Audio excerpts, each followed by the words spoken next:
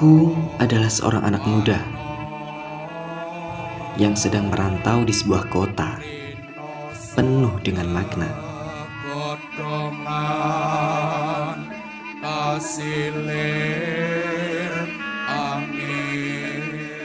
Entah bagaimana kakiku bisa melangkah perlahan di atas tanah yang seolah menyimpan ribuan rahasia.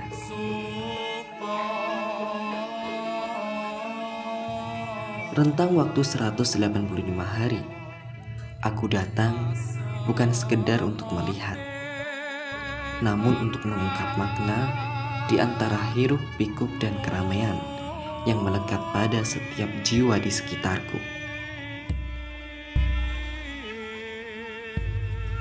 Dan ternyata, sebuah rahasia tersebut telah kutemukan dalam bentuk relief bebatuan yang tersimpan abadi dalam setiap makna dan rupa.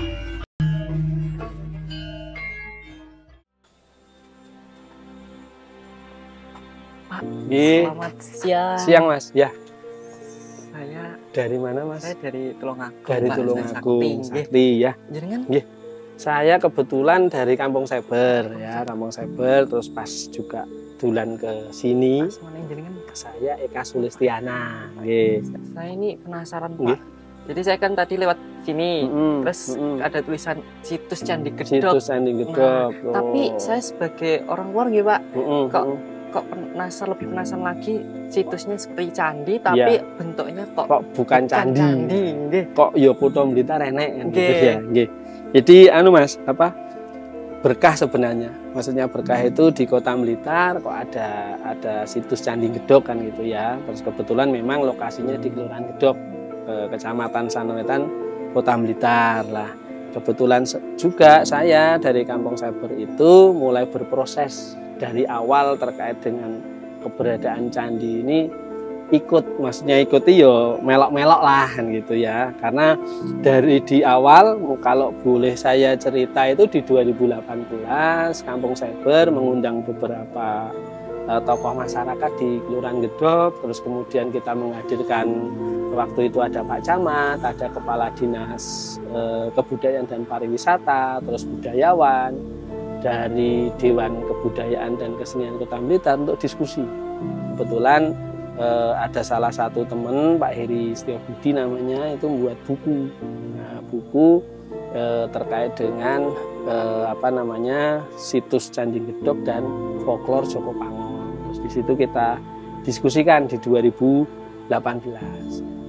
1 tahun berikutnya setelah kita ada diskusi itu ya, kok kemudian ditemukan kala itu mungkin nanti di belakang jenengan itu kan ada tiga kepala ya. Nah, kepala kala itu dulunya cuma 2. Di sini itu dulu hanya ada 2 kala dan 1 yoni. Terus kemudian ditemukan 1 kala di tengah sawah sana, kemudian menjadi 3. Itu di 2019. Jadi 1 tahun setelah kita ada bedah buku itu kok kemudian ditemukan itu, kebetulan saja sebenarnya lah. Kemudian dari 2019 itu dari pemerintah Kota Blitar waktu itu komunikasi sama BPCB, Balai Pelestarian Cagar Budaya Jawa Timur di Trowulan. Nah, kemudian dilakukan ekskavasi.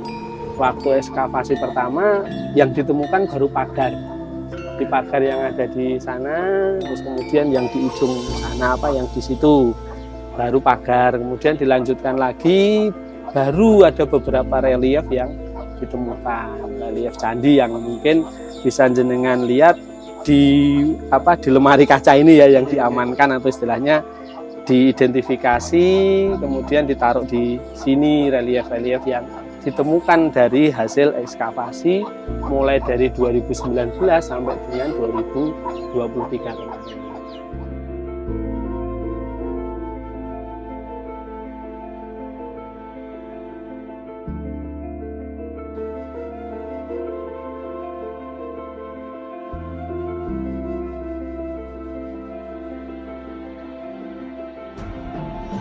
Mas, penasaran Pak, dari Candi Gedognya itu nama gedognya itu pripun?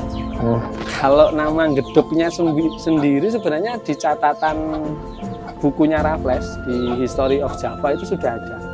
Jadi di 1817 kebetulan buku History of Java itu diterbitkan. Di situ memang catatannya Raffles langsung menyebutkan bahwa di wilayah ini ada sebuah candi namanya Gedog gitu. Jadi Candi Gedog gitu. Jadi monggo nanti bisa dicari ya di buku History of Java, tulisannya Raffles itu langsung menyebutkan seperti itu, dan itu juga didukung oleh beberapa catatan setelah History of Java tulisannya Raffles gitu. Jadi memang kalau dari catatan sejarah di History of Java sudah ada tulisan bahwa di sini ada sebuah candi namanya Candi gitu. Ada satu yang paling menginspirasi. Ini stela namanya. Stela itu sandaran arca menurut arkeolog. Dan ini yang menjadi inspirasi untuk munculnya motif batik Puspadana. Nah, Kota Blitar itu sekarang mempunyai salah satu motif khas atau motif yang sudah di SK-kan wali kota menjadi pakaian tradisional identitas Kota Blitar, itu motif Puspadana. Inspirasinya salah satunya dari relief ini atau temuan ini. Ini siras cakra ya, itu menggambarkan ada pijar api jumlahnya 5 yang kalau kemudian kita ambil filosofinya, pijar api 5 itu ya semangat Pancasila gitu ya.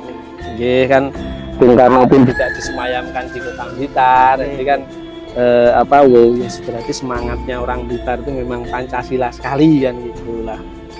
Terus dari bentuk pahatan dan sebagainya yang halus ini kemudian diramu menjadi motif batik Puspadana yang lengkap.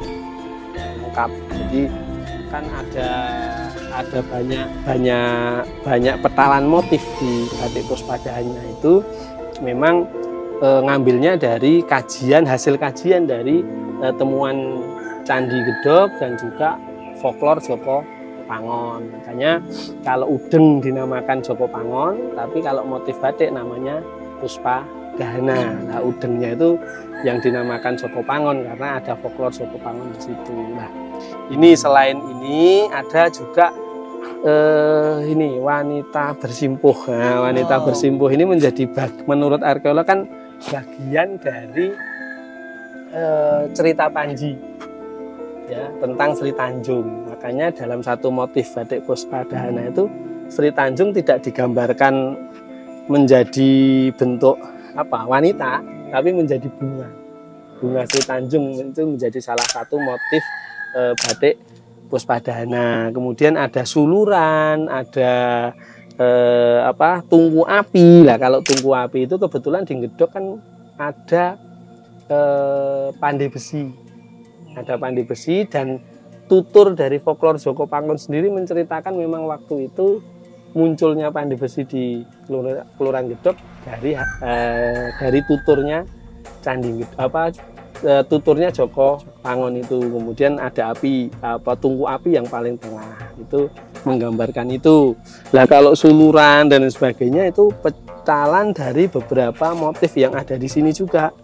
Banyak sekali motif-motif yang bisa ini itu suluran yang bentuknya begitu asik ya, begitu asik. Ini yang menjadi inspirasi untuk akhirnya muncul motif batik Puspadana. Dan memang kemunculan motif sendiri tidak serta-merta muncul kan gitu ya. Gitu. Tapi karena ada kajiannya, ada kita berproses dengan teman-teman Wiradesa, waktu itu mahasiswa UNESA di tahun 2021 bersama Kampung Cyber, untuk akhirnya yuk kita coba buat sebuah produk yang itu nanti memberi dampak ekonomi ke masyarakat Gedog. Nah, sementara kan di Kelurahan Gedog sendiri kan pembatik banyak. Terus akhirnya ketika kita coba ke teman-teman membatik, kira-kira motif khasnya Gedog apa ya, gitu ya. Itu belum ada waktu itu. Akhirnya yuk coba dari hasil temuan candi kita adakan kajian, kita adakan workshop, kita ngajak teman-teman perupa, kita ngajak beberapa tokoh masyarakat, budayawan itu untuk diskusi di situ. Akhirnya muncul motif batik Puspadana itu sekaligus kita daftarkan hakinya, hak kekayaan intelektualnya. Nah, karena berprosesnya selama 6 bulan memang dengan Kampung Cyber, maka Kampung Cyber memiliki hak ekonomis, tapi hak moralnya itu tetap dimiliki oleh teman-teman Wira Desa, dan itu pun juga sudah kita bentukkan dalam bentuk perjanjian. Jadi ketika mau diproduksi apa, dikembangkan apa dari motif batik Puspadana itu secara ekonomis sudah dikelola oleh Kampung Cyber. Akhirnya dari Kampung Cyber sendiri juga memberikan keleluasaan pada masyarakat Kota Blitar, terutama pada pelaku batik untuk bisa silahkan ikut memproduksi yang gitu. Tapi untuk quality controlnya itu tetap di Kampung Cyber. Tujuannya apa? Tujuannya biar motif yang nanti dibuat oleh teman-teman pelaku usaha batik tidak keluar dari motif yang sudah ada. Itu untuk motif batik Puspadana. Memang sumber inspirasinya adalah temuan Candi Gedog dan folklor dari Joko Pangon itu sendiri. Ya, kalau yang pakaian identitas itu karena juga sudah di SK-kan Wali Kota dan sudah di launching di waktu hari jadi ya, ada 2 kali launching. Yang pertama di launching di tahun 2022 itu di launching untuk pakaian identitas. Kemudian di tahun 2023 di relaunching kembali, terus di 2024 kemarin launching yang udeng Joko Pangonnya. Dan setiap tanggal 1 setiap bulannya seluruh ASN di Kota Blitar menggunakan pakaian khas identitas Kota Blitar berupa batik Puspadana tadi.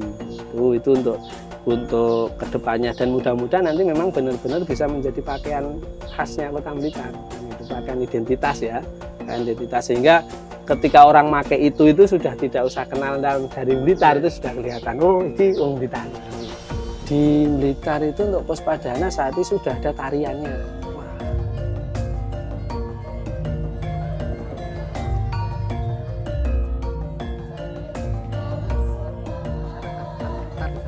Kalau secara global ya, maksudnya ketika kita maknai Puspadana itu apa, dan gitu. Akhirnya Puspadana sendiri kita gambarkan sebuah rangkaian yang tidak bisa dipisah dan tidak bisa dipisah. Maksudnya ketika kita ngomong Puspadana berarti itu sudah ada gambaran orang Blitar, gambaran wong Blitar itu lemah lembut, dan itu ya murah senyum, dan ramah, gitu kan, baik hati, kan itu gambarannya puspa. Puspa itu kan cara bahasa Indonesianya kan bunga. Bunga itu kan artinya kecantikan, lemah lembut, keindahan, kan gitu ya. Terus dahana sendiri bukan kita maknai sebagai api, tapi kita ambil semangatnya, bahwa kalau semangat itu kan digambarkan dengan pijar api ya, semangat, disiplin, berpegang teguh pada pendirian, tanggung jawab, kan gitu. Sehingga ketika Puspadana itu apa? Puspadana itu adalah gambaran wong Blitar yang lemah lembut, murah senyum, cantik, dan gitu, ganteng, kan gitu ya.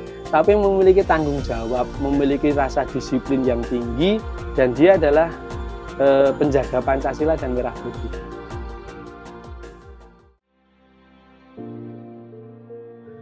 Berawal dari temuan, menjadi sebuah identitas khas Kota Blitar. Ini semua memberiku pelajaran untuk lebih mencintai dan melestarikan kekayaan yang dimiliki oleh setiap daerah.